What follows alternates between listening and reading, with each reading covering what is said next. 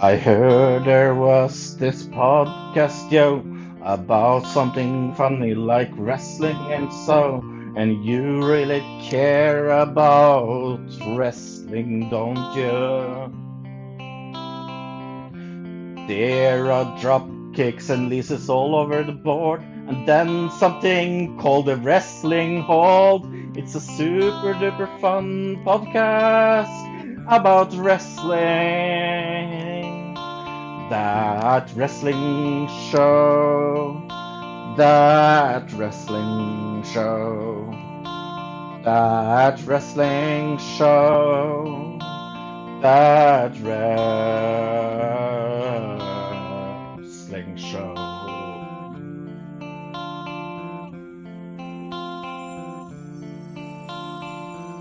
Well, Fro and Bill and maybe a guest or two is here to hold your hand and guide you through a podcast about wrestling. We have a lot of extreme fun, and that without the gun, because I needed something to rhyme fun with. That wrestling show, that wrestling show, that wrestling show, that wrestling show.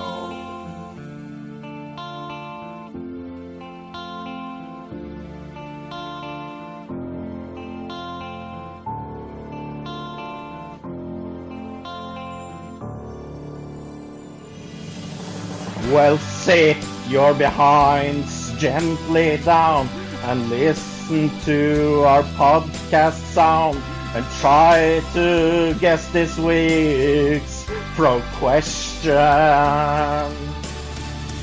You win a lot of cool things and also help Bill with his bills.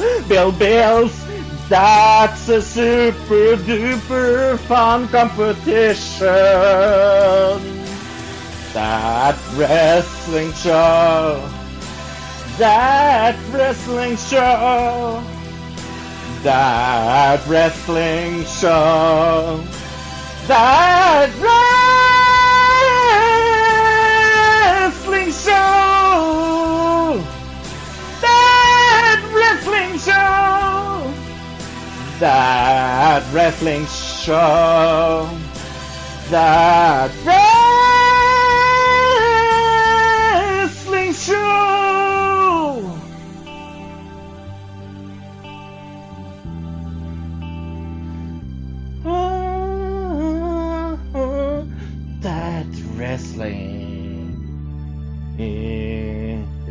show.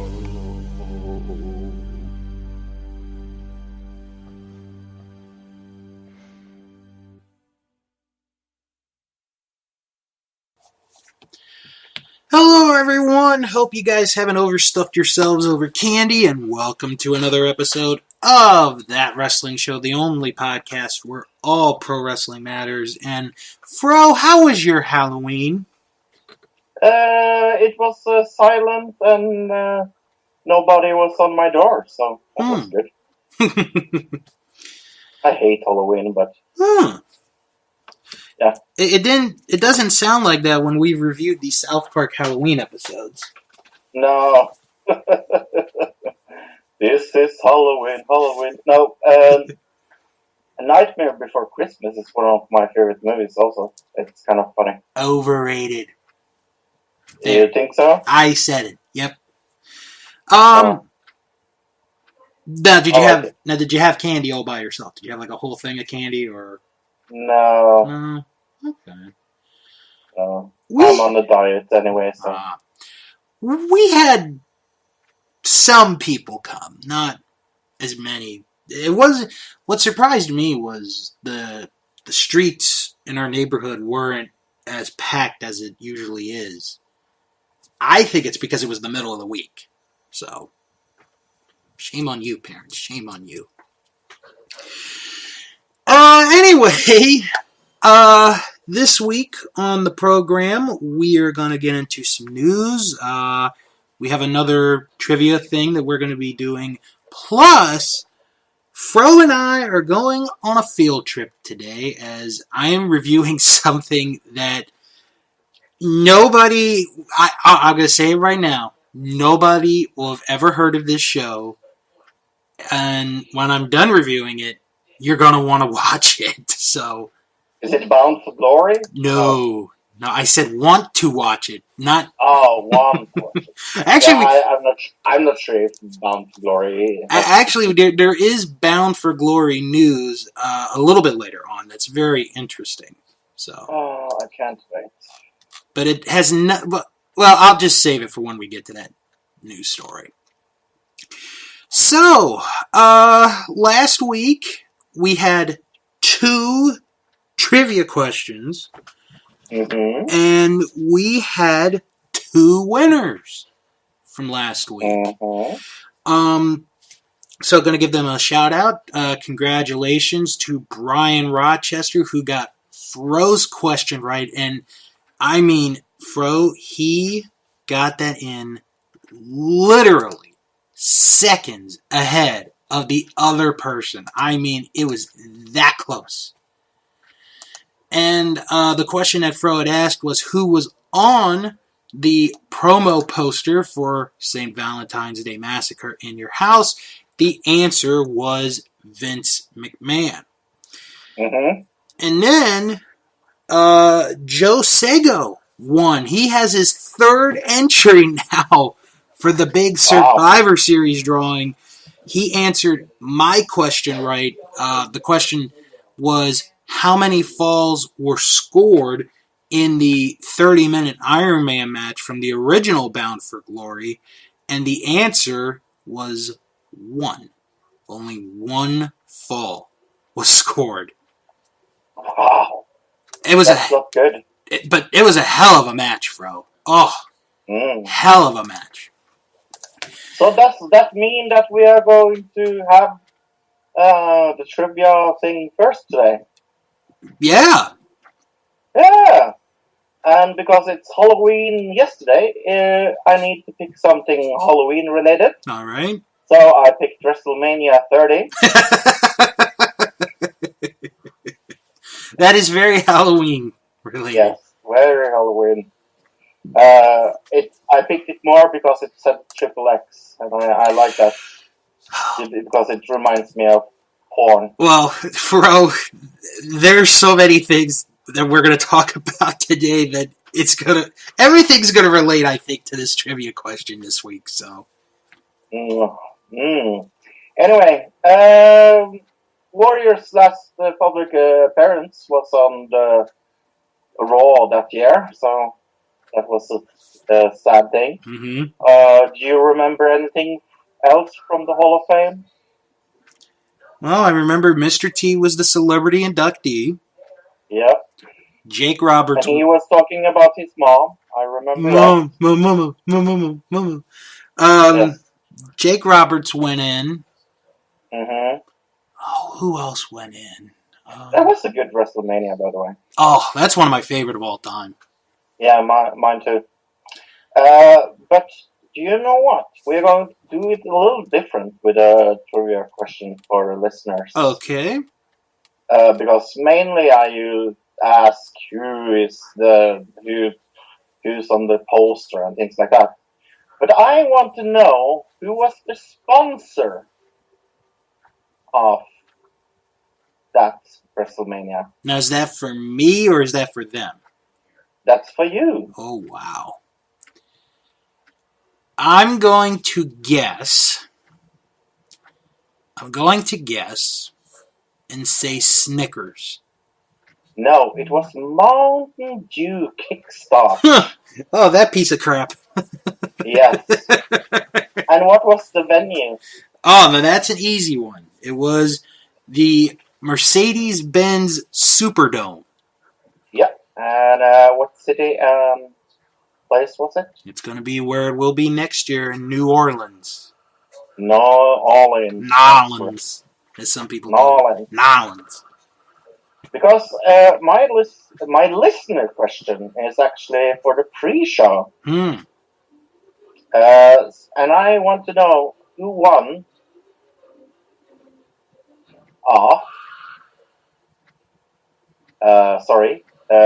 Ryback, the Real Americans, the Usos, and the Los Matadores. Who won the Fatal 4-Way All right. Elimination Chamber match?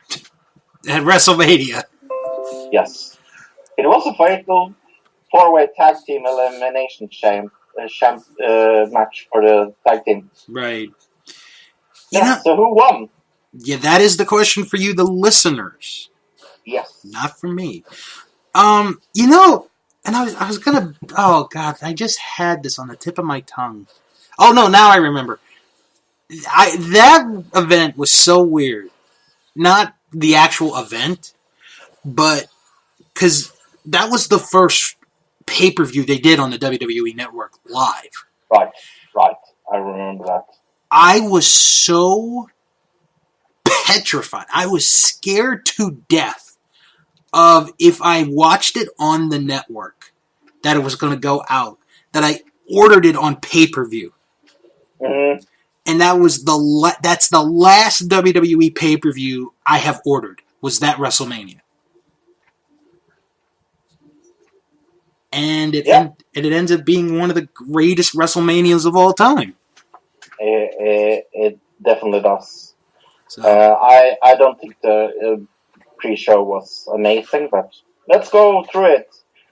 First, I'm going to say the results because everybody knows this. Daniel Bryan defeated Triple H. Mm-hmm. But I want you to guess, is it over or under 20 minutes? Ooh. And this was the opening match. Yes. And, okay, I want to make a quick suggestion to our Vantage Point for a future Mount Rushmore, WrestleMania opening matches. That's a future Mount Rushmore right there. I'm going to say that went over 20 minutes. Yeah, it was 25 minutes and 58 seconds. Wow. Actually, the longest match of the night. Really? Was the opening match? Was the opening match, yeah. I will give it a time. Then we have the Kane and the new Edge Outlaws versus the Shield. We had to have a squash match at WrestleMania, so. Why not make it this one? So who won? Shield won that match. Yes. But then we have a 30-man battle royal for the the Giant Memorial Trophy. The first one. I actually have the order of elimination of the first eliminated. Oh and I want to see if you know the order, just for the fun of it. Oh my god! That is a hard question. That is okay. The order of elimination. Yes. Okay. The first person eliminated was Brodus Clay? No, he was the third. Nope. But it was Yoshitatsu. Who? Yoshitatsu. Yoshitatsu was the first eliminated. Yep. Ah, poor Yoshi. Okay, so Yoshi was eliminated. I'm going to say Xavier Woods was next. Brad Maddox was the next, okay. Oh, Brad Maddox, okay. Then Brodus. Then Brodus Clay, yes. Okay. Then a big, I will give you some clues. Okay. A very big man. Oh, Great Khali. Yes. Okay. Then you could woo it. Zack Ryder. Yes. Then you can go back. Then you can go gay and black. Go what black? Gay and black. Gay and black. Oh, Darren Young. Oh. Yes. Then you can go NXT champion. Whoa. Not Bo Dallas. No, come Not Neville. on. Big E? No, Drew McIntyre. Oh, wow. Then you can have SmackDown champion. Jinder Mahal. Yes. Then you have Rhino's best friend. Heath Slater. Then you have a really big and black man. Big E. No, Mark Henry. Oh, Mark Henry. Oh. Big Then you E's have sort of big. He is big. I mean, both of them. Then you have, okay, I will give you that. It's Titus O'Neil, then The Miz, then Santino, Morella, then Damon Sandow, then Justin Gabriel. Where's Justin Gabriel, by the way? Then David Otunga, then Big E, then Fandango, then R-Truth, then Tyson Kidd, then Goldust, then Cody Rhodes, then Rey Mysterio, then Kofi Kingston, then Dolph Ziggler, Alberto Del Mio, Sheamus, and who was the last one? Eliminated. The last one eliminated was Big Show.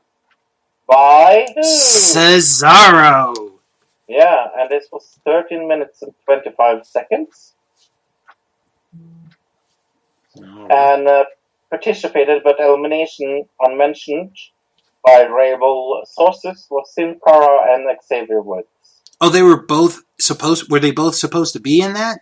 No, they were in there, but unmentioned when they went out. They eliminated themselves. I don't know. They just went out. Then you have Bray Wyatt can never win in a single match against John Cena. That was another good match. That was God, there were a lot of good matches at this WrestleMania. John Cena won that match. Yes, because Bray Wyatt can never win at the pay-per-view. No, he never can. Everybody knows that. Then we have the sad match. The Undertaker against Brock Lesnar. Yep. Who won that match? Undertaker. No, I'm just kidding. It was Brock. And you know, fighting with my heart there. Actually, you know what? I'll tell you a story. Because a couple weeks before that WrestleMania aired, I did an interview for the show with Mike Jones from DC 101. And, you know, we had conversations. And after the interview, we had talked, and he had told me that, you know, he was going to do a WrestleMania party in Virginia. I think it was for DC 101. Yeah. And, you know, they were going to go see it. So, do you mind holding that for 2 seconds? Because I need to switch from my mobile phone to the computer because my battery is almost dead. All right. We could do that. Okay, so after, you know, Lesnar had won, right, I texted Mike, and I'm like, oh my God, I can't believe this happened. And then I get a text back a few minutes later from Mike, and he's like, please don't tell me what happened. I'm in Mexico on vacation. I'm thinking, what? You? On that day. Oh, on all days, Mike, on all days. Then we had Exana, Alicia Fox, AJ Lee, Brie Bella, Cameron, Emma, Eva Marie, Lila, Naomi, Natalia, Nikki Bella, Rosa Mendes, Summer Rae, and Tamina Snuka in the Vicky Guerrero It would mess up. It would mess me up too. WWE Divas Championship. Listing all those names, that would mess me up too. AJ Lee won that match. She did. And sadly, the last WrestleMania for AJ Lee. No, she had one more. Oh, did you? Yeah. Oh. Then, the main event of the night. Batista, Randy Orton, and Daniel Bryan, and who won? One of the great... Really hard match. One of the great main events ever. Daniel Bryan won that match. I still remember that. Oh my gosh. Just Do you want. remember the time of that? Well, you said the opening match was the longest match. Yeah. So I'm going to say this was probably close. I'm going to guess. Yeah. You don't need an exact time, right? No. Okay. I'm going to guess 23 minutes. Ooh, 23 minutes and 20 seconds. Ah, okay. All right. Not bad, Bill. Yay, me. Yeah, you. All right. So, that does it for the trivia. And once again, the question for you guys, and we haven't decided yet, Fro and I, if this is the last trivia one before Survivor Series. So, maybe not. So, I'm going to say maybe not, because we have one more week to go. So, Yeah, probably not. So the question is, who won the pre-show match? That's simple. So, That's it. there you go. Hashtag FRO. Yep, that's all you got to do. Yep. And you know what? That's a good transition, because one of our stories that we're going to talk about is WrestleMania. Yeah. But not this upcoming one. No. No. Because it's never too early to talk about WrestleMania, I don't think. No. When you're into November, I think, you can start talking about it. Oh, yeah. Well, as you all know by now, cities put in bids to get WrestleMania now. It's almost like the Super Bowl and the Olympics, where you put in bids to get WrestleMania. Because a lot of the economy gets boosted up. Like, you get tons of money in your economy, no matter what city it is.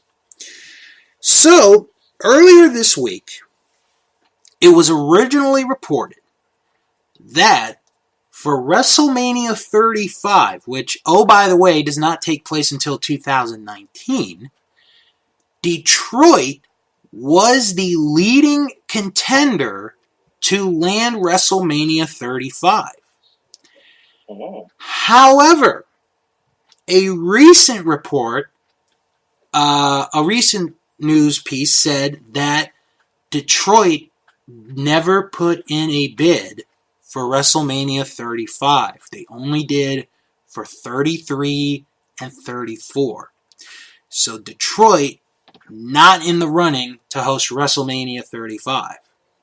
However, there are two candidates right now that are the front runners to possibly host WrestleMania 35. And those cities are New York City and Philadelphia. I hope New York gets it. It hasn't been in New York for ages, has it? Well, let's see. The last time Philadelphia had a WrestleMania was WrestleMania 15. So that would be 20 years by the time it gets there. And the last one in New York was the one that I went to, which was WrestleMania 29. So that would be about... Okay, so Philly should get it then. If it's either one of those, I probably would want to go back. Yeah. I mean, Philadelphia would probably be my preferred choice because of how close it is. Like, I could get to Philly in about 2.5 hours. Right. But if it ends up... Are you going to this year's WrestleMania, by the way? No. No, it's too far. Too far, and I'd have to go back to work the next day, but, plus it would be too much to fly. Like, my dream is for it to be in D.C. That is my dream. If not D.C., then Baltimore. One of those two. If I could get one of those two to happen. But... Yeah, and Philly. I mean, Philly has a history of good... just great wrestling. Great wrestling, yeah. All around. Doesn't matter if it's WWF, always ECW. in Philadelphia. It's always loud. Mm-hmm. Oh, yeah. So, we'll find out at some point in December if one of those two, or if a surprise contender gets the nod for WrestleMania 35. So we'll have to wait and see. Now, Fro, I wanted to bring this up because you jokingly said when we did the trivia for WrestleMania 30 that WrestleMania 30 is one of your favorites because, of the Triple X. Mm-hmm. It's actually funny you mention that because there is an article from The Sun in England that involves a famous adult film star and a wrestling icon. And I just found this today. So, I'm going to read the headline and then we'll get into the story. He was serious. Porn star legend Jenna Jameson reveals how she feared WWE icon The Undertaker was going to kidnap her. That is such bullshit. I know. Well, already now I can tell you it's bullshit. Oh, I know, but I have to read the story. Oh. I just have to. This is too funny. Former adult movie actress says she used to hang out with the dead man as a teen as she recalls how the former world champion threatened to beat the F out of a guy chatting her up. Porn legend Jenna Jameson has revealed how she feared WWE icon The Undertaker was going to kidnap her. Jameson, 43, wow, I thought she was older, but anyway, made the claim in her autobiography, How to Make Love Like a Porn Star, and says she used to be friends with the dead man. Taker, who was this week confirmed to be making a stunning return to WWE TV in January, which we will get to in a little bit, used to hang around with the adult entertainment beauty when he was on the road in Las Vegas. Jameson says she was only 16 at the time and she used to watch on with shyness whenever the wrestler visited the tattoo parlor she worked at. In her 2004 book, which spent 6 weeks on the New York Times bestseller list, the porn queen claims they ended up becoming good friends and hanging out together. She wrote, oh, sorry, I apologize. I had...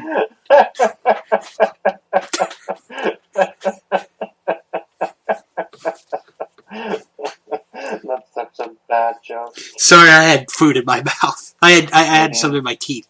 No, she wrote, Undertaker was one of the biggest... Oh, man. You went there. You went there. I did. Huh? You went to the porn. I did. She wrote, Undertaker was one of the biggest WWF wrestlers at the time. He would put people in coffins and set them on fire in the ring. What? He never did. Anyway. And the scary thing is, that character he played was not an act. Jameson went on to claim that the Phenom, despite being one of the most feared wrestlers on the planet, was in fact scared of her.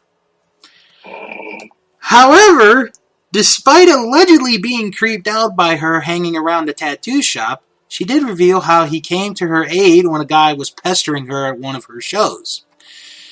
The man was attempting to buy her a drink when Undertaker intervened, telling him, "You can get me a shot of Jaeger, and you can get yourself a shot of Shut the F Up." Taker, 52, then tried to woo Jameson, according to the widely recognized greatest female porn star of all time, telling her...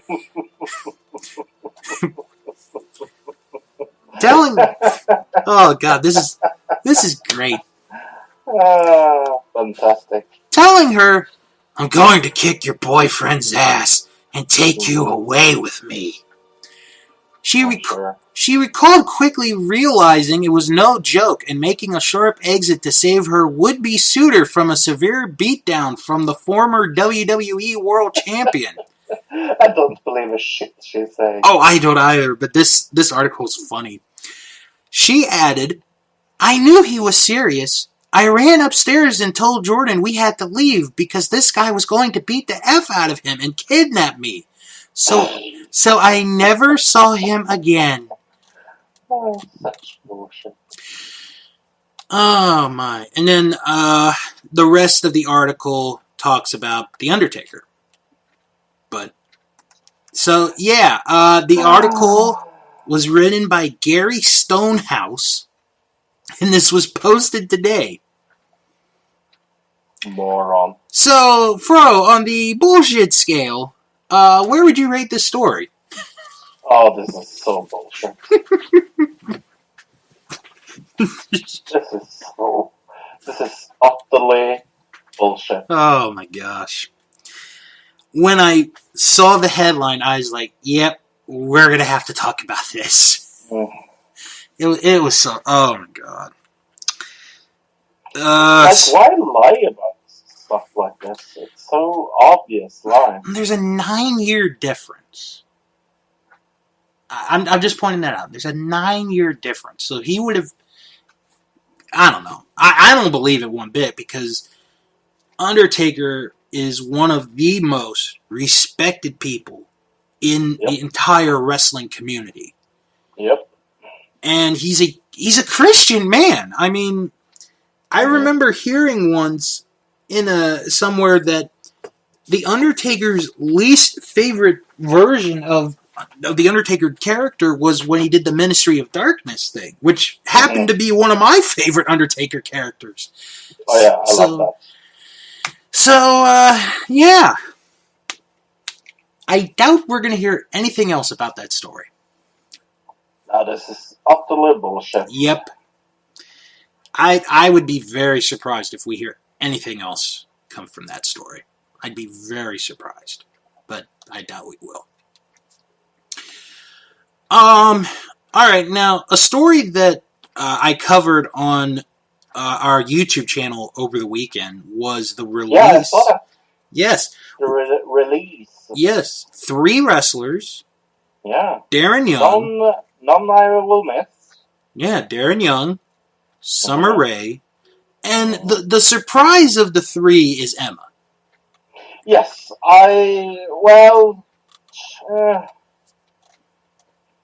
surprise for all others than her, I think, yeah. Mm-hmm. So, and I say that I was surprised because she just had a pay-per-view match a week ago. Yeah. So, there were some wrestlers who tweeted, their love for Emma and all that. Mm-hmm. And then there is Lio Rush. For those of you who don't know who Lio Rush is, he is one of the newest acquisitions of WWE, currently down at NXT. Bill, yeah? My dad is trying to call me. Do you mind? No, we can... Hold on a second, folks. So, Lio Rush, who just went to NXT lately, started down there. He's a young kid. He's in his early 20s. He's from my neck of the woods. He made a comment on Twitter that had a lot of the WWE community upset. Mm-hmm. Let me read the tweet that he put out. He wrote, "I guess these are the things that happen when you're not truly ready for Asuka." That's stupid. That's it. That's stupid. So, after that, some members some of the roster went after him. Yeah, that's stupid. And then later in the day, Lio wrote the following, which I'm about to read to all of you. At the end of the day, there's a certain level of respect within professional wrestlers in the sports and entertainment industry that is noted within peers. With that being said, Emma, I respect you and everything that you've done for our business. It saddens me that the controversial tweet, in quotation marks, got completely blown out of proportion and looked at in a very insensitive way. As a family man with a 4-year of son and expecting another, I would never laugh or mock the fact that someone losing their job because of how it can affect self-person and their families. Whatever the situation may be regarding the release. You're an amazing performer and respected athlete by yours truly, and I'm sure you will excel beyond expectations. To my fans who have seen this as inappropriate, as well as Emma's fans, I apologize, and I love you all, regardless of the response. On behalf of myself and the WWE, good luck. So, that was his response after that. To which Jack Gallagher gave the tweet of the day, saying, apologizing because people didn't like your joke, not for joking about someone losing their job. Also, try the English classes at the PC. Because reading his tweet, he spelled a lot of words wrong, and yeah, it was bad. A grammar Nazi would have gone after him on that one. But so, my question to you, and I'm going to make the argument in a minute defending Lio Rush, to play devil's advocate. Mm-hmm. How much in trouble is Lio with the locker room right now? I would say pretty much. Do you think he'll ever get a fair shake now after this, or do you think he's done? No, I don't think it's done. Okay. I don't know. Oh. I'm going to say this. Do I agree with what Lio Rush tweeted? No, I don't agree with that. Let me just say that right off the bat. However, and this is something that people should realize, this young man is in his early 20s. And people that age are going to make mistakes. They're bound to say dumb things, make mistakes like that. If he had been a 10-year veteran in his mid-30s, then I probably would be pissed. But he's in his early to mid-20s. You know, people are going to slip up. So, I don't think...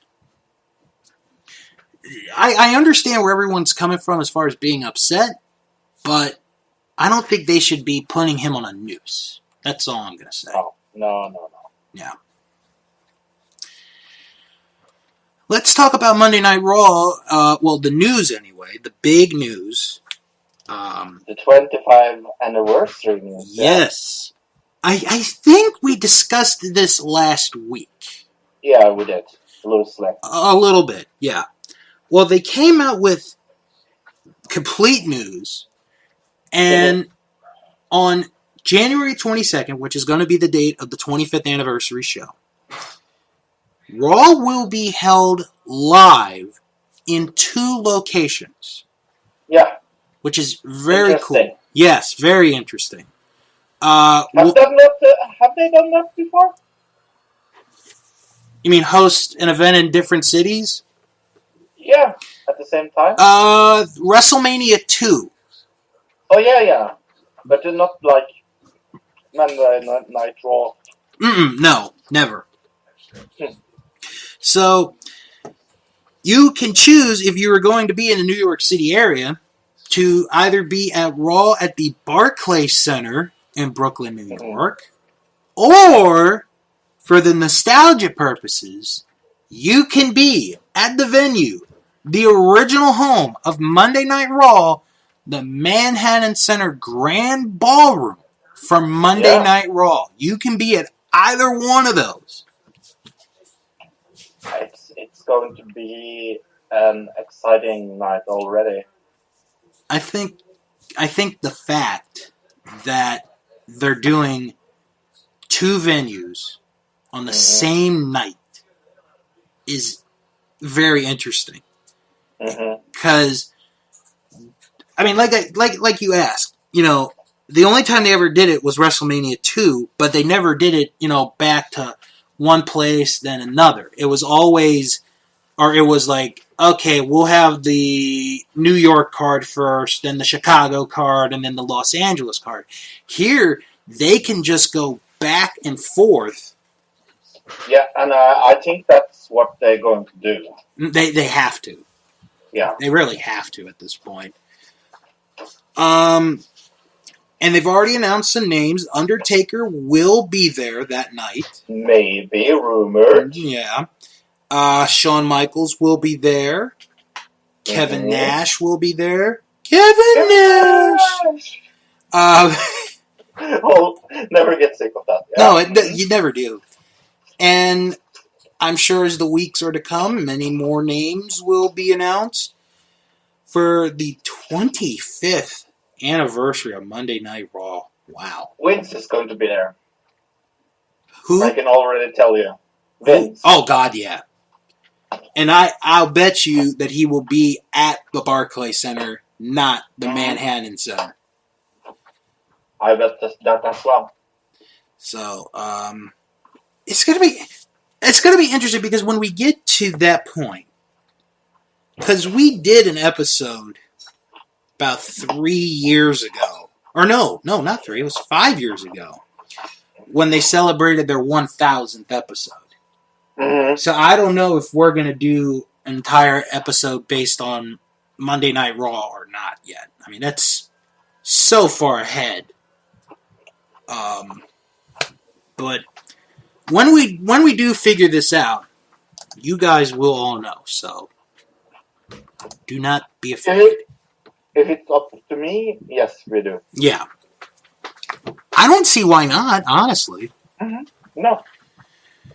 I mean, let's see. That January, we'll have an award show to do. We'll have the Royal Rumble preview. So we're going to fit Monday Night Raw in there at some point into that crazy beginning of the year schedule. So we'll see how it goes. So we got. I hear kids. It's okay. No, I didn't get a package. Okay. All right.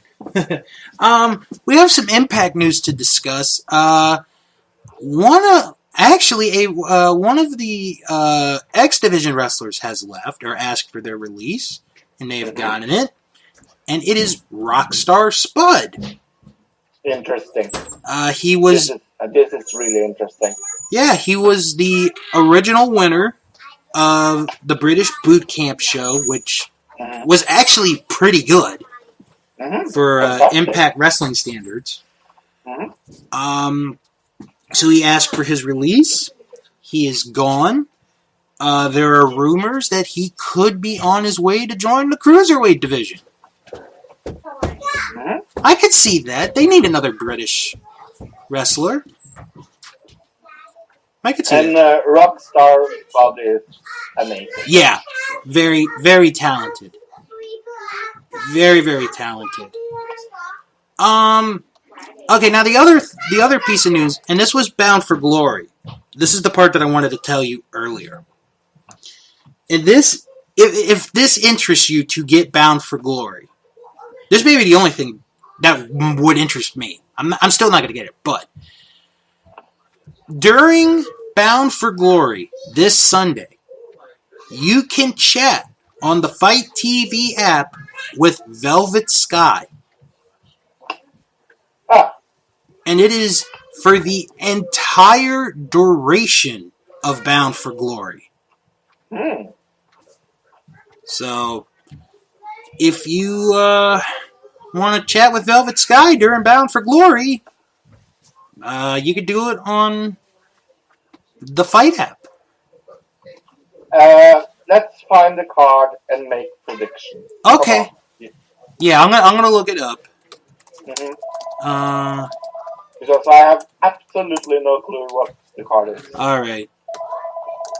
That could be fun to do. Yeah. Okay, do you want me to go top to bottom or bottom to top? No, from bottom to top. Bottom to top. Okay. So this is as of this moment. So we have a 6-man tag team match. Mm-hmm. And this actually looks pretty decent. Team Impact, which will consist of Eddie Edwards, EC3, and James Storm against Team AAA of El Hijo del Fantasma, Pagano, and Tejano. Yeah, they usually let their guests win. Usually. Although I don't know, because EC3's the grand champion of Impact. Mm-hmm. Eddie Edwards is the Pro Wrestling Noah Heavyweight Champion, GHC. Mm-hmm. Who are you going with? I'm going with the guests. Then I will go against you and go with the regulars. Excuse me. All right, next up. Listeners, yes, I will watch this. And yes, I will review it on the next episode. Oh, you brave, brave soul. All right, next up is a Red Wedding match, which I'm looking at this is going to be a first blood match, as it will be. That is so old school. Yeah, as it will be Rosemary against Taya Valkyrie. Wow, that sounds like a tremendous match. I love Rosemary. Well, I got the chance to meet her, and she is awesome in person. So, I'm going with Rosemary on this. Yeah, I'm gonna go Rosemary as well in this one. Mm-hmm. Next up is the Monsters Ball match. Abyss will face Grado, and there is a stipulation to this match. If Grado loses, his work visa is terminated and must leave the U.S., even though this pay-per-view is in Canada. I know. Yeah, so no, he's not going to lose that. No, not a chance. No. Not a chance. We could ding this if we cared about it. Right, if we cared. Alright, next up is a tag team match inside of the steel cage, so it's going to be the 6 sides of steel. Moose and Stephen Bonner against King Mo and Lashley. Mm-hmm. I have no care whatsoever in this match. No, me neither. This sounds so boring. But let's go with Lashley. Yeah, I'm going Lashley on this one.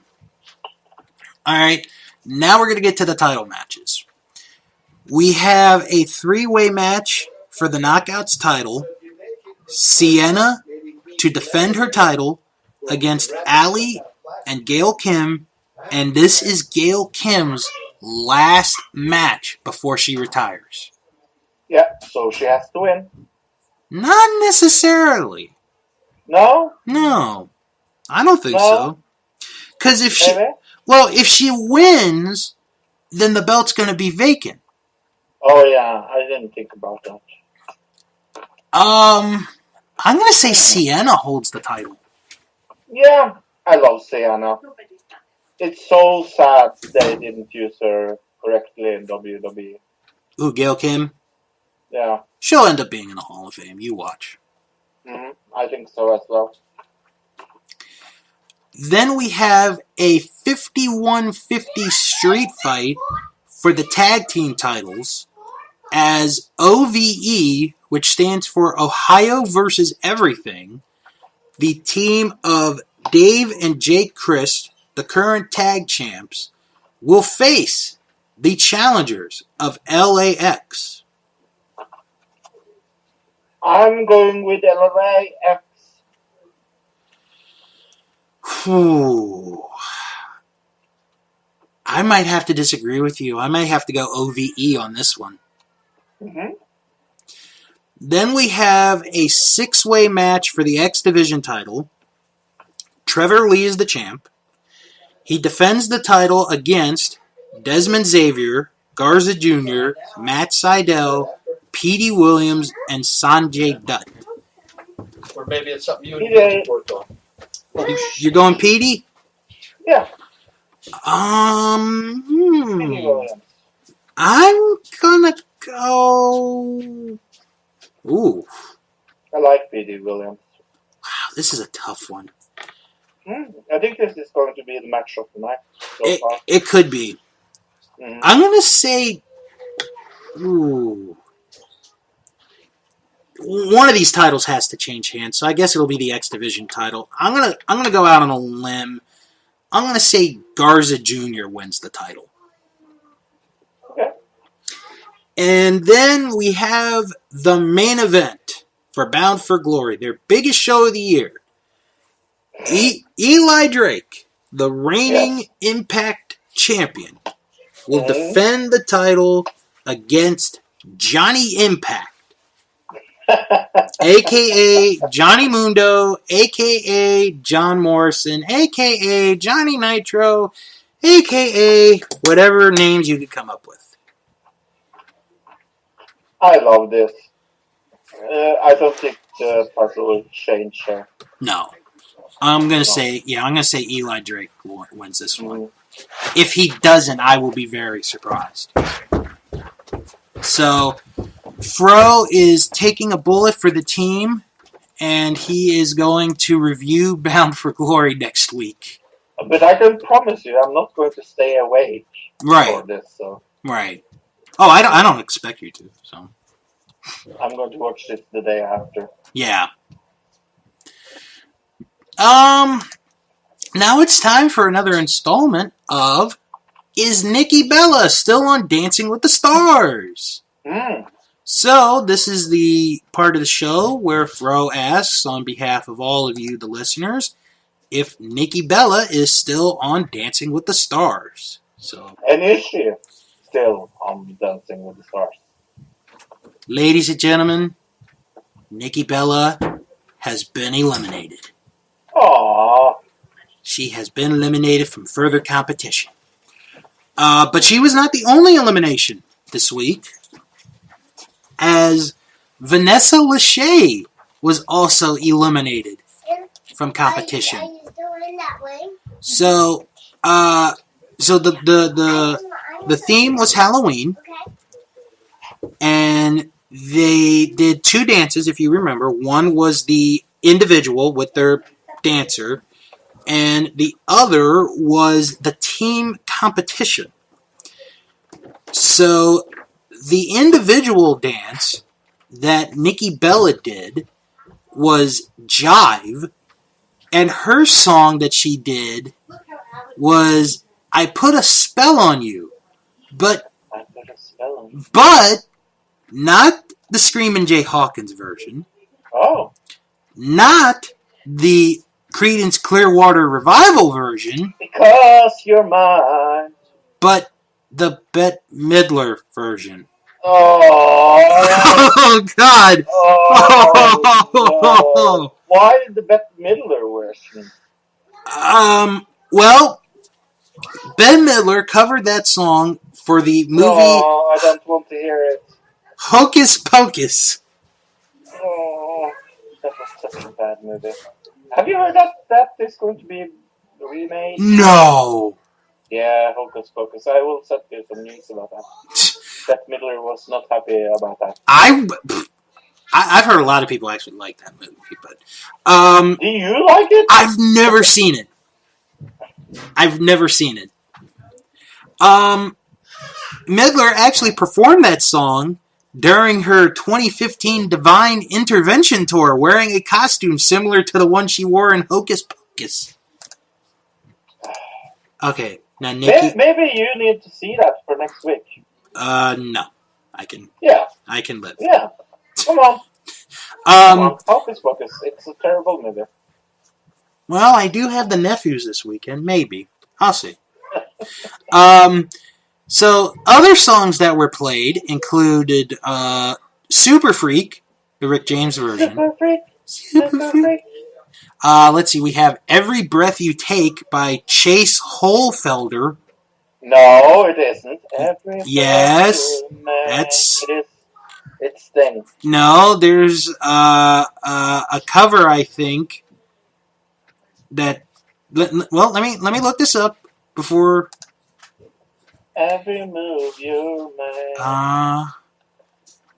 Nope. Yeah. Chase Holfelder did a cover of that song. So, yeah, go kill him, not me.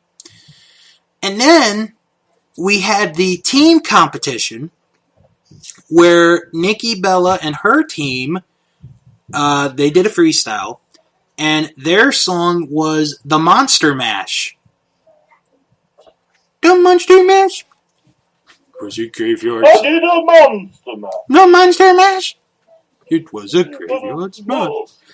The other team, if you're curious, did The Phantom of the Opera by Sarah Brightman and Michael Crawford. The Phantom of the Opera rises So, inside your mind. in the individual portion, Nikki tied Vanessa with the lowest score with 24, and then the Nikki team had a score of 24. So that is it for Nikki Bella. She is eliminated from further competition. Next week, if Nikki had stayed, she would have done one unlearned dance, and then it would have been trios dancing. And that would have been the quarterfinals. So, but hey, you know what? She got very far. I'll give her credit. Yeah. She got very far. Well, let's see. She was, the 6th eliminated. Yeah, not And 8, 9, 10, 11, 12. So out of 13, she was about the middle of the pack. So that's pretty good for her. You know, I'll say this. What surprised me was that I did not get a thing on my phone from the WWE app saying that, you know, Nikki Bella been eliminated. Yeah. I had to find out on the .com. So, yeah. Staying with Bella news real quick. The Bellas have announced that they have launched something new today. Ooh.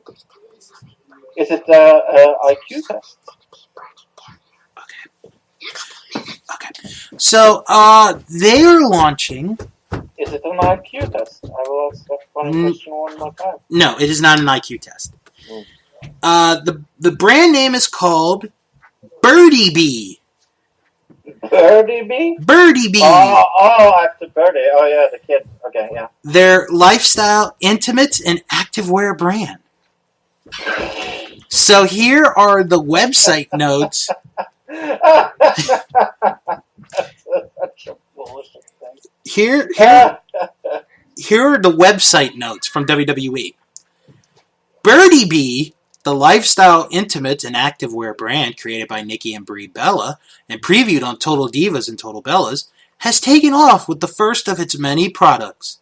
Available online today, the line includes transitional intimates, activewear, and loungewear aimed at empowering and educating women through mirroring the twins, passion for life, strength, women's health and wellness, and fun. Among the Birdie Bee offerings for customers are a selection of soft tees, hoodies, sweats, and shorts featuring the hashtag Birdie Bee-isms. Be fearless. Be giving. Be you. That comprise Nikki and Brie's core values for the brand, as well as other inspiring reminders. Birdie Bee will also feature a fall color selection, including fleece jackets, bottoms, cold shoulder tees, and pullovers.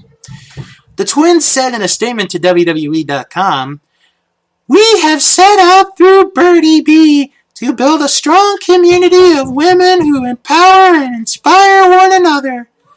We have a highly engaged community who are equally as passionate about empowerment, and Birdie Bee was a way for us to bring our core values to life. Our goal is to provide a forum through Birdie Bee and through the clothing line for women to connect, inspire, encourage, and celebrate each other." The current collection, which includes intimates and loungewear with a price range of $20 to $119, will be available starting this month in select Birdie Bee retail locations and on birdiebee.com. I am sad to hear that there are places that are going to sell this. Oh, Birdie Bee it's like it's a store. Birdie Bee locations. No. Just no. So it's a little sad that they are like cashing in on that kid's name as well. Man. Be fearless, bro. Oh, I can tell you where to shove it. Alright. Well, Fro, we've been through a lot here on the show this week. So we're going to take a field trip. Toot toot. Now, did you get your permission slip signed? Yes. Okay. Did you get your passport checked out? Yes. Alright. Did you bring your luggage? I knew I forgot something. Nah, you'll be okay. So, let me ask you a question, Fro. And I want you to think real hard. Because you and I, we're pretty fair on our history. It doesn't matter which history it is. Like, American history, Norwegian history. What was Norway like in 1972? I don't know. I wasn't born yet. Your mom or your relatives never told you about? It was hippie. Okay. Yeah. Well, over here in the U.S., Richard Nixon got reelected to the presidency of the United States. Your best president so far. Mm-hmm. Let's see, what else happened? The Godfather and Cabaret came out in 1972, among many motion pictures. This is Cabaret, my dear. And there was wrestling in 1972. Because today, ladies and gentlemen, we're going on a field trip to Knoxville, Tennessee. That's right, Knoxville, Tennessee. For, are you ready for this, Fro?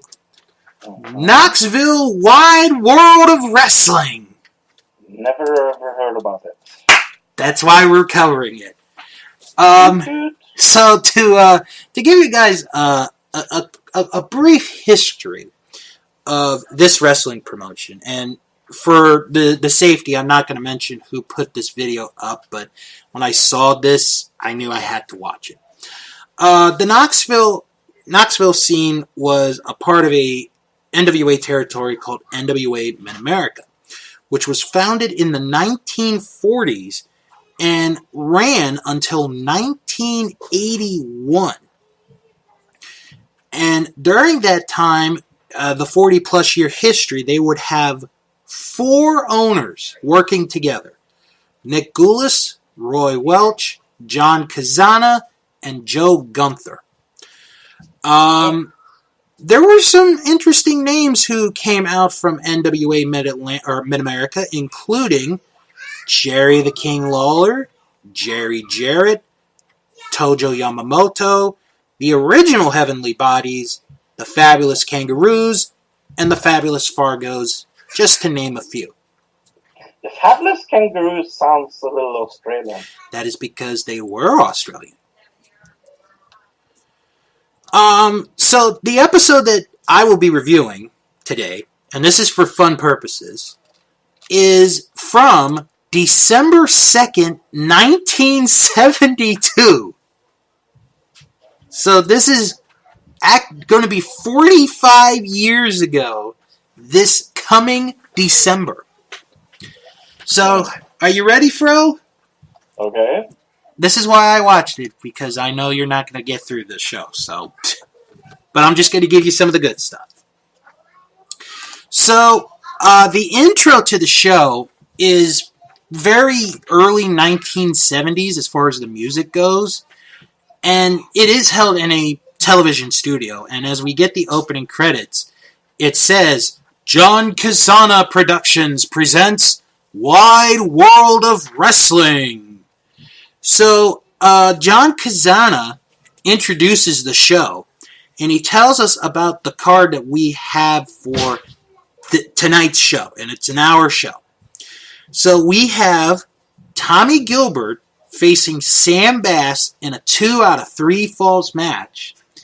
And then we're going to see Jerry Lawler, before he became the king of wrestling, Fro. He wasn't the king yet. We're going to see him team up with Jim White, who at this time, they are the Tennessee Tag Team Champions. They're going to be in tag team action.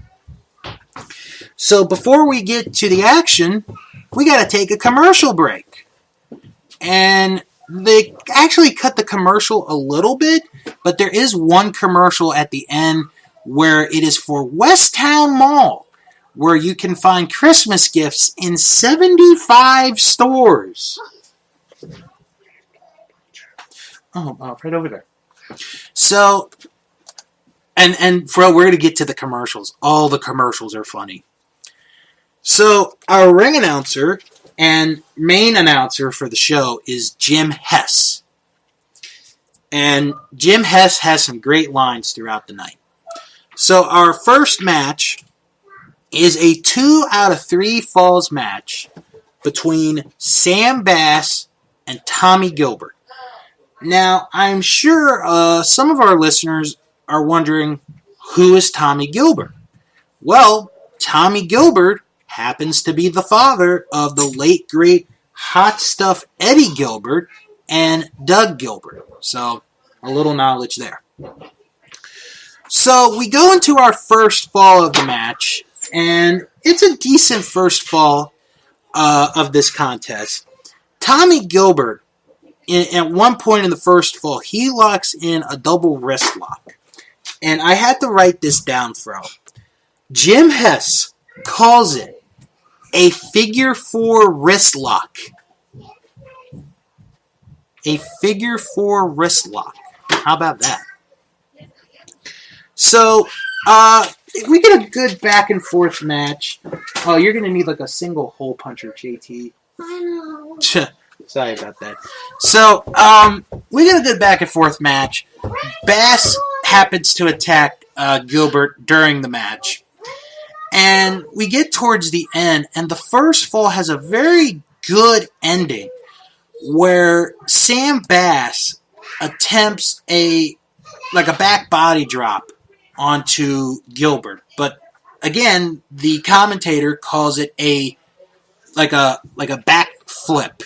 That's what he called it, a back flip. So Gilbert reverses it into a sunset flip to get the first fall of the match. So Tommy Gilbert scores the first fall. So you would think, Fro, that, okay, we're going to have a quick 30-second rest period, possibly, and then we're going to go into the second fall, right? Right? Right. Well, you're wrong. Because everybody leaves the ring. The wrestlers leave the ring. The referee leaves the ring. And we're going to go to a commercial break. And we're going to talk about Gateway Furniture, the Gateway Furniture Company in Maryville, Tennessee. So, Fro, I know that you're probably looking to shape up your bedroom this holiday season, right?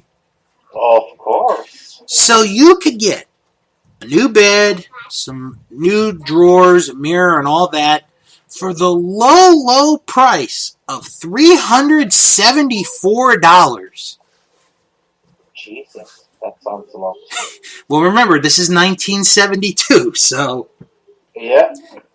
So all you got to do is go to the Gateway Furniture Company in Maryville, Tennessee. No thanks. All right, that might not interest you. But how about this one? Say, Fro, I know you got a bunch of stuff lying in your house, right? Mm-hmm. And you have a trailer in the back of your house, right? And you're looking to put your trailer in a brand new place. Yeah. Well, bring it over to Taylor's Lot, because they have a new 1973 2-bed, 12-wide, total electric trailers with approximately a half acre of land, and you only have to pay $6,900 Holy for a 1973 brand new trailer with a half-acre lot, all for $69.95. Limited selection includes complete delivery and setup, water, sewer, electric, and hookup. Mm. So if you happen to be a redneck of America, come on down to Taylor's. You have 250 homes to choose from. Mobile homes, Taylor's. Mm-hmm. So after that, you'd think, okay, we're gonna get back, we're gonna get to the second fall, right? Yes. Well, we actually have an interview to do. Jim Hess has an interview with Tommy Gilbert in between the first and second fall. And Tommy Gilbert talks about an incident that happened the night before where his partner, Jack Donovan, turned his back on him. And he wants a match against Jack Donovan. So they go through that, and they talk about a card that's going to be happening in the next week. Where, huh? Trying to call again. Okay, I'll stop right here because I want you to listen to this. So after the interview, Jim Hess talks about the card that's going to be taking place, and we got some interesting matches. One of which, Jerry Lawler and Jim White, like I mentioned earlier, they're the Tennessee Tag Team Champions. Mm. Well, there are three. How old is he now? At this time, I'd say early 20s. Okay. So they have 3 teams that want a shot at their tag team titles. And for some reason, Lawler and White do not want to face any of the 3 teams, which is pretty funny. And there will be a segment of that a little bit later on. Another match that's going to take place is a 2-on-3 handicap tag match. Sam Bass is going to be on the team of 3. They are going to face, and I don't know if you've ever heard of these guys, Fro, the McGuire twins. Nope. Okay.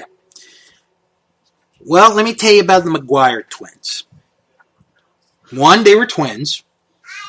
I know, I have to get that one out of the way. But they both weighed over 600 pounds.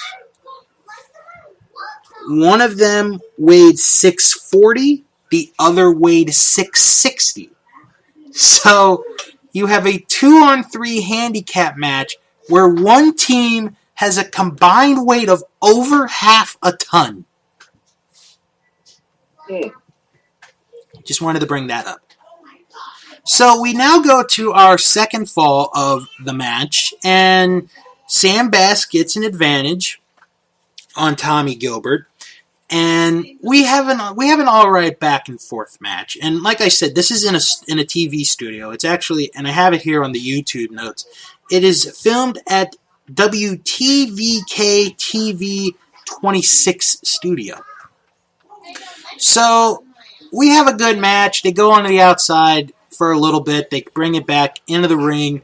Sam Bass eventually wins the second fall of the match. He happens to get a handful of tights to make sure that Tommy Gilbert does not get up. So we have a match that is tied at 1 fall apiece, and we are going to go to a third and deciding fall. But before we do that, Fro, we got more commercials to plug.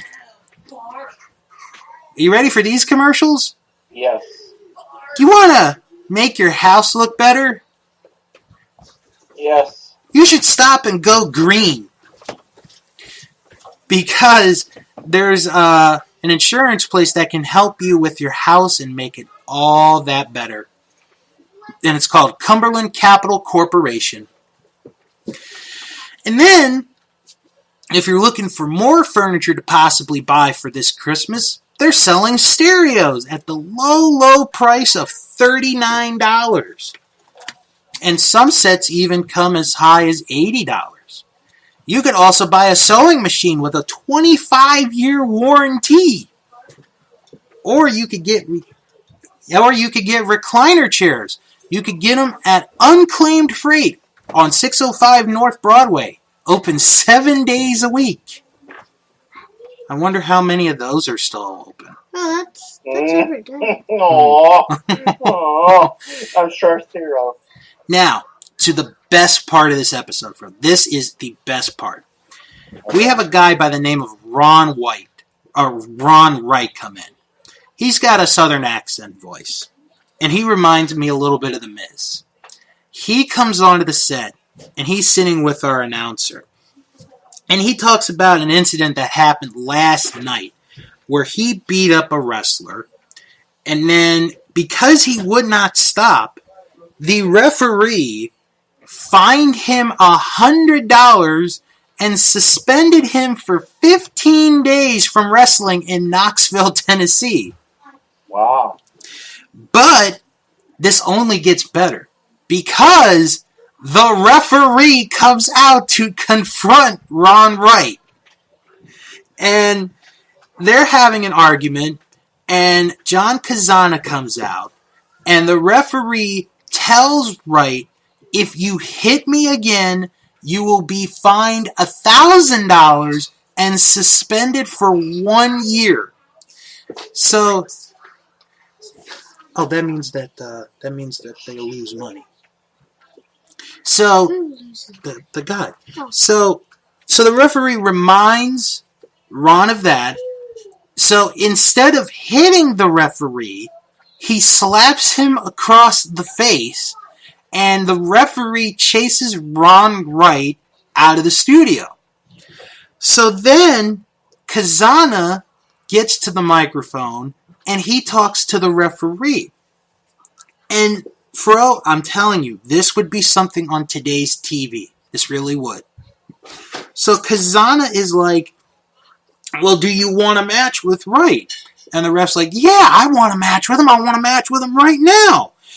So the promoter then reminds the ref that, okay, well, if you do this match, it can't be in Knoxville because he's suspended in Knoxville.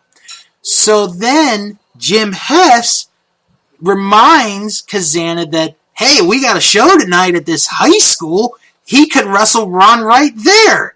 So they make a match for the referee against Ron Wright that night at the local high school.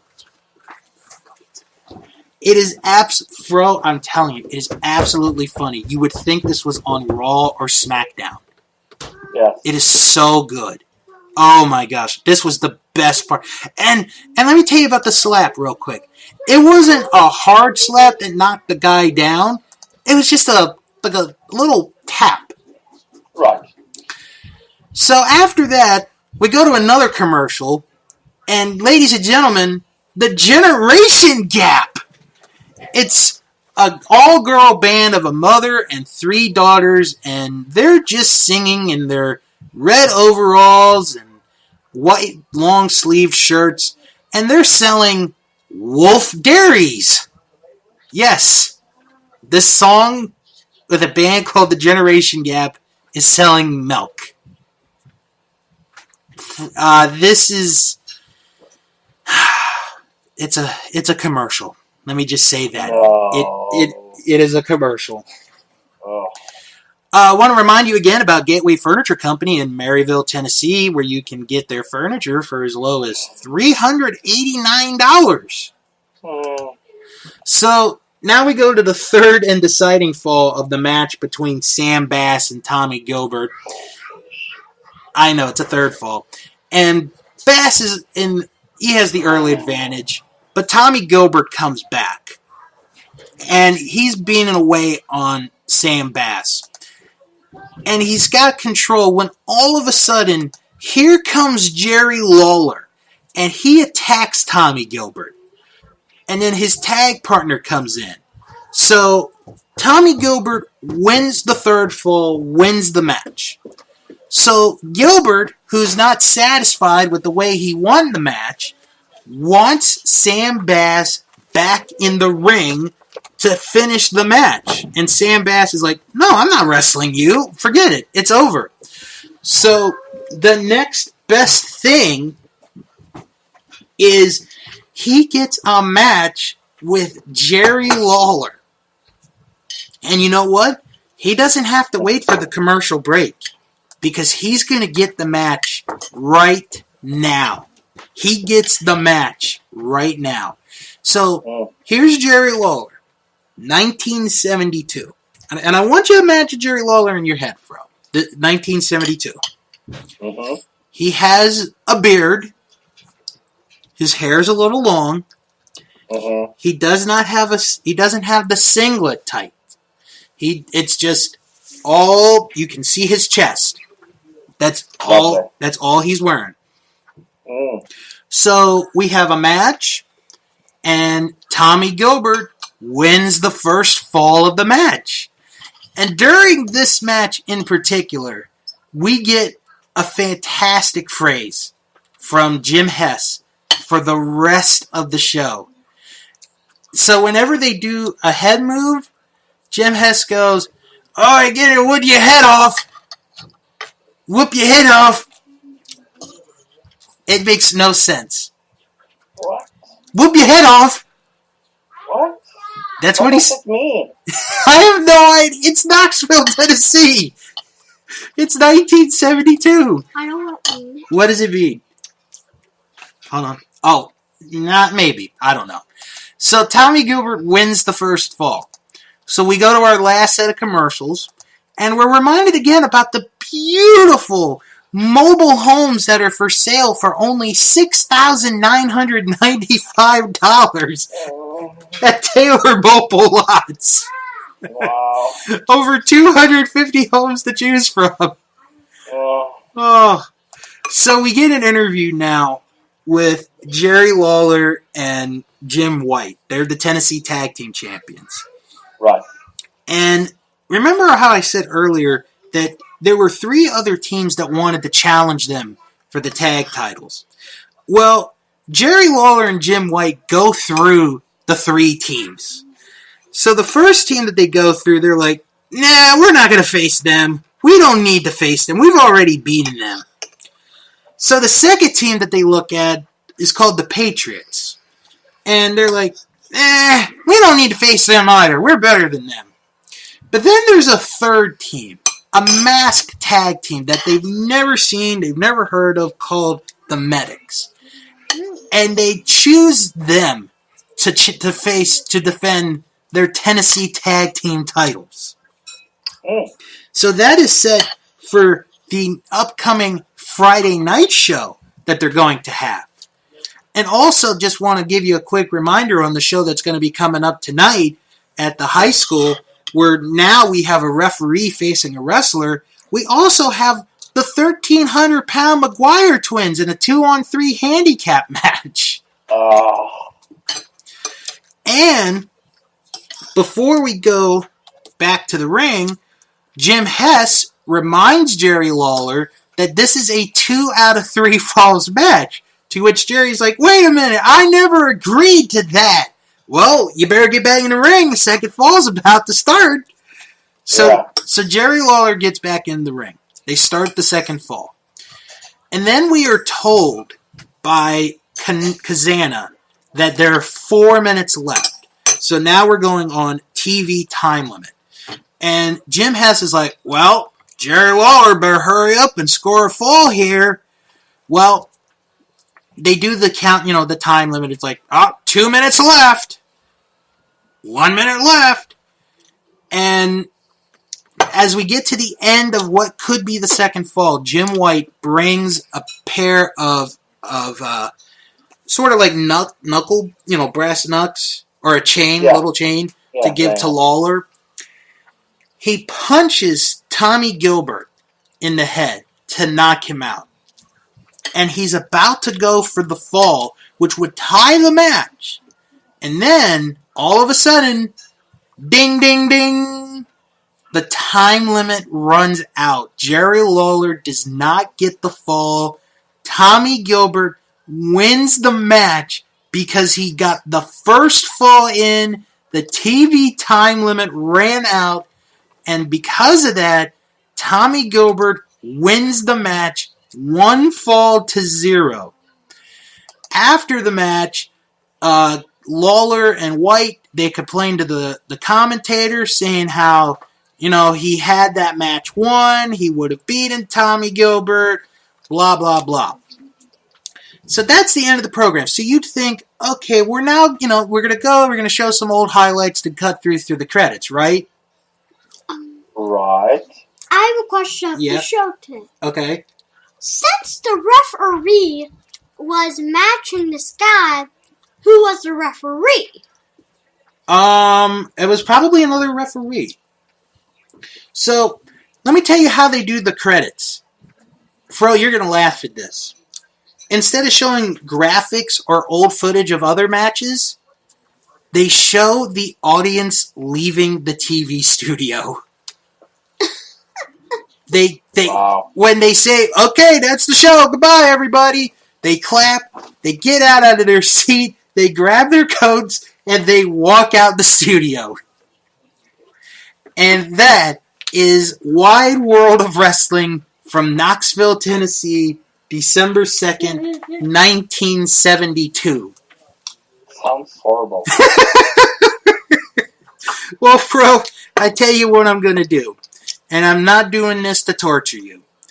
For anyone who is interested in seeing this video, I will post it on our Facebook group so you all can see the zaniness, the bizarre, and some actually pretty good wrestling that comes out of this. Because it's not that bad, but I knew you wouldn't like it, Fro, but you gotta watch for the Ron Wright promo. That is just absolutely a great segment. So, Well, I'm going to watch Bound for Glory. Fro, I think you're better off watching what I just reviewed than Bound for Glory. Oh yeah, that was just funny. Maybe Bound for Glory will surprise me. Who knows? It'll be It very well might. Alright,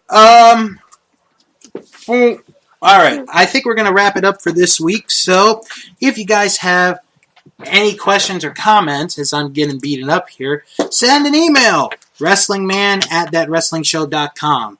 Don't forget to follow the show on Twitter @WrestlingShow11. Join our Facebook group @ThatWrestlingShow. If for some reason you can't find us, click on the link below in the description box, and you are right there. Visit our website, thatwrestlingshow.com, and check out the Patreon page, patreon.com/Bill's World of Podcasts. And check out the Oh. check out the new kid video. Yes, And don't forget to leave your computer on. yes, leave your computers on, because my 5-year-old will hack on it. And also, myself along with JT, we did a video recently for Little Passport. So if you have kids that might be interested in international stuff, go check out our video. Oh wait, and as we also got this. Oh, we also have a flyer that no one can see. It's a baseball Halloween flyer. So Fro, what do you? Oh, and this pink has the pixel on it like this. No one can see that. No, look, the bin. Oh yeah, it's on there. So, Fro, Here. what do you have coming up this week on Another Digital Citizen? That's a really good question. We are going to talk about people that think they are Jesus Christ. Oh, lovely. I'm gonna sneak this Yeah. up to the That sounds Sneak it up. very family friendly. All right, Yeah. so next week. Okay, so we're back to Thursdays. As I'm about to seize here. Ow! Okay, We're just Thursday today and last. right. Yeah. Yeah. So We're back. we're back next year. So next week, next Thursday, is a very special episode because not only is Fro going to review Bound for Glory, Mm-hmm. Now you taste your own boogers. disgusting. Because that was in your nose and then one in your mouth. That's because you were doing it while I was talking. Anyway, next Thursday is the 20th. Because your son zipped the bag. Next Thursday, Watch, bro. Fro, Jacob, whatever your name is. I'm trying to finish here. Next Thursday. No! Next Thursday. No! Next Thursday. No! Okay, Jake, can you take Jacob over real quick? Jacob? Okay, so next Thursday. No! Jacob, let me finish, okay? Next Thursday. No! Now, don't do that. Next Thursday. Next now, we are going to perform the Juladila. Right. So next. And so, please pick your burgers. Please pick your burgers. Okay. So next Thursday. Please pick your burgers. Next Please Thursday. pick your burgers. Jacob. Please make burger pie with your burgers. Don't make me get your name. So next. Please get wrestling burgers. Next. Burgers for wrestlers. Excuse. And make a collection of them. Excuse me a minute, folks. Fro, you talk for a minute.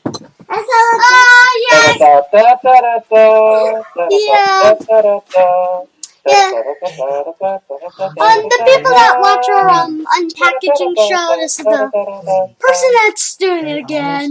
Then I'll come up. You're not done. Okay. No, Because I gotta get dinner. booger face. Well, actually, I might not need dinner. Actually, No, booger face. I had a lot for lunch. Booger face. So next, Booger face. keep talking, Fro. Yeah.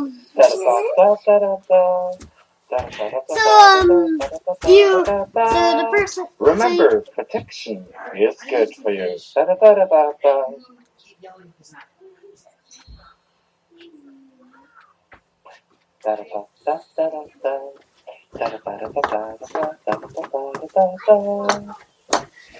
Okay.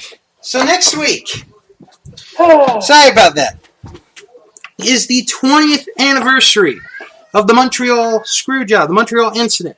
So next week, we are going to talk about that whole event, Survivor Series 97, and a whole lot more with guests. So, yeah, everybody have a good weekend. We'll talk to you later. And as always, wrestle on! Bye!